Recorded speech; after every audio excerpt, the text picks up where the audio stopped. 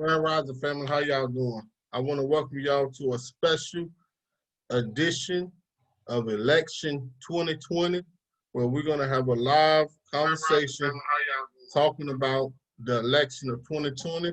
We know today is the actual election, the day where most people will go out and cast their ballots to cast their vote today. So today I wanted to have a interactive conversation with the family regarding this election. I thank y'all for watching, and we're gonna start talking about this, family. So if you're up here, if you have any questions or comments, please put your comments or questions down, and I will address them as I see them. I just wanted to sit up here and talk and ask the family. I have a question. My question is, what is your plans for November the 4th, 2020? As Black Americans, African Americans, melanated people, and ADOS or foundational Black Americans, what are your plans for after this election? Whether Donald Trump or Joe Biden gets elected, what is your contingency plan? That's what we need to figure out as African Americans. What do we plan on doing? Because we have this savior complex where we feel like either the Republican Party or the Democratic Party is going to save us, and when all actuality is up to us to save ourselves. So my question is, what is your contingency plan for if Joe Biden wins? What do you plan on doing to better yourself and your community? What if Donald Trump wins and you're a Joe Biden supporter? What is your plan? What is your contingency plan? How do you plan? How are you going to better yourself and you're going to use this election? Is this election going to define who you are and what you do and what we do as a community? These are some of the questions that I have, because I'm at the point where I'm tired of we voting for people to fix stuff that we need to fix ourselves. They can't fix our problem. Now, what they can do is get certain things passed in Congress to help, but at the end of the day, we gotta look ourselves in the mirror. Like Michael Jackson said, we're talking about the man in the mirror, because that man in the mirror is you. So I'm gonna share my screen because I got something I want to talk about pertaining to this election. Right. So it's an article. I know some of y'all have heard this, some of y'all may not have read this article. But this article talks about African American wealth may fall to zero by 2053. To me, this is more important than whoever wins the White House, because this is telling us by the year 2053 that African American wealth may be at zero. What are you doing right now to prepare to avoid this crisis that's looked like it's coming, right? And this is the conversation that we need to have. We need to start talking about financial literacy. At the end of the day, this is what we need to talk about. Now, I know people want to go out and vote today. You want to vote because you pro blue or you pro red. They got everybody out here gang banging today. You're gang banging today. You're out here, voting for the Democrats or the Republicans. You picking your gang and you voting for them as far as this presidential election. But what is your contingency plan about solving this problem that look like we're going to run into in 2053, but we don't have no wealth as African Americans? What are you doing financially right now to improve the situation of your family, your children, and the next generation? Because this is where the conversation needs to be with me. So this article speaks about how student loan debt has delayed the wealth building dreams of many educated African Americans. The National Center for Education Statistics noted that an estimated 77.7% of Black students borrow federal student loans to pay for higher education, as opposed to 57.5% of white students. So right now, so stop. The American dream right now is automatically putting black people back. Because the American dream is to go to school, graduate from high school, go to college, find you a profession, get you a degree, then you'll find a good job. Well, this study has says that 77% of all black students borrow federal student loans to pay for higher education. Now, we all know that most of these student loan debt is out of control right now. The debt for student loans are out of control. People are not able to repay their student loans. And now this debt is crippling some of these people that have went to school to get these degrees. But this is living this American dream that most people going out to vote for today. You're going to vote for this American dream with this student debt that is crippling black Americans right now.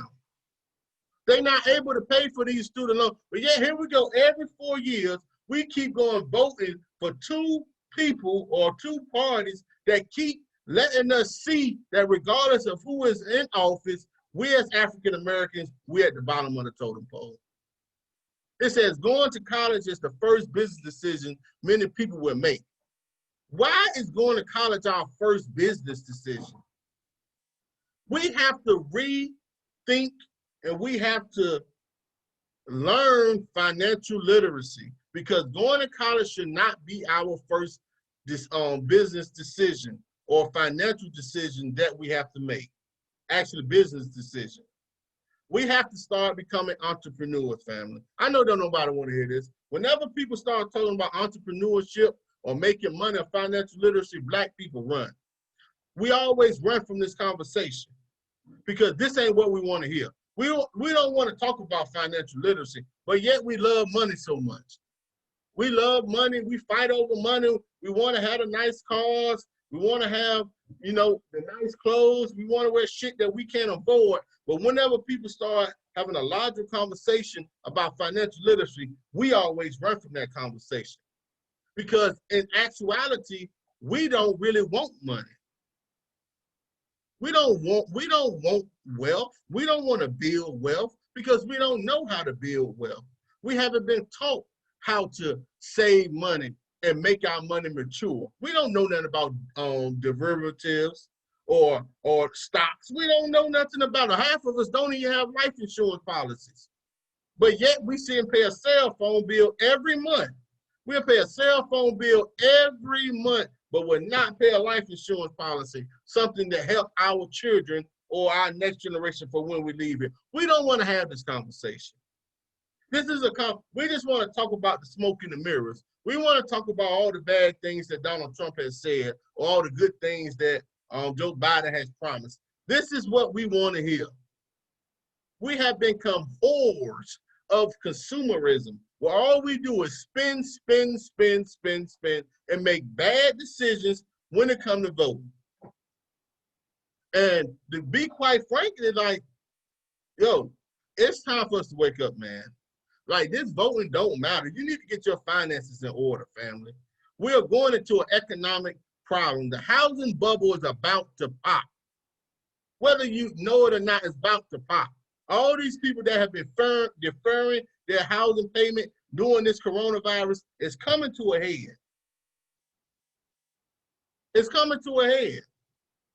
The stock market just 2 days ago had its worst day of the year. All this stuff is coming to a head. And we don't want it, we don't care. We don't care. But listen, election 2020, go out and vote, man. I don't tell nobody not to vote. Go out and vote. But understand who you're voting for and why you're voting. Stop making these emotional decisions when we cast our ballot. We're voting off emotions. And that's never a good idea. It's just like in regular life. When you make a decision based off your it's just like you going to the store. Like I like to eat. So if I go grocery shopping and I'm hungry, what am I going to do? I'm making decisions off my emotions because I'm hungry. I'm going to buy a lot of food because obviously I'm hungry at the time, right?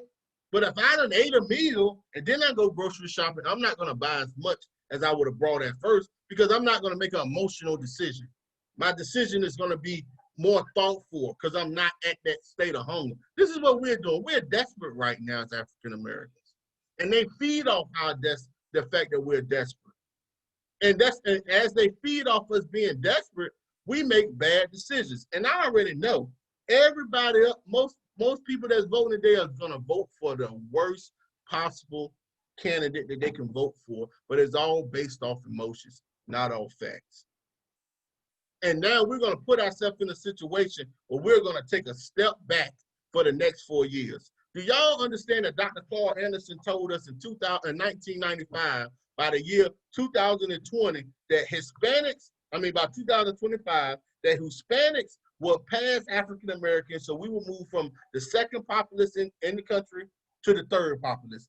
Pay attention to they have already passed us, man, as far as the population goes. And we have not advanced financially since we got out of slavery. We haven't advanced at all. And whenever we come to finances or dealing with money, it's always a mental shutdown. So I gotta be up here flashing money in your face for you to listen to anything I gotta say pertaining to money. But family, we better start understanding assets and liabilities.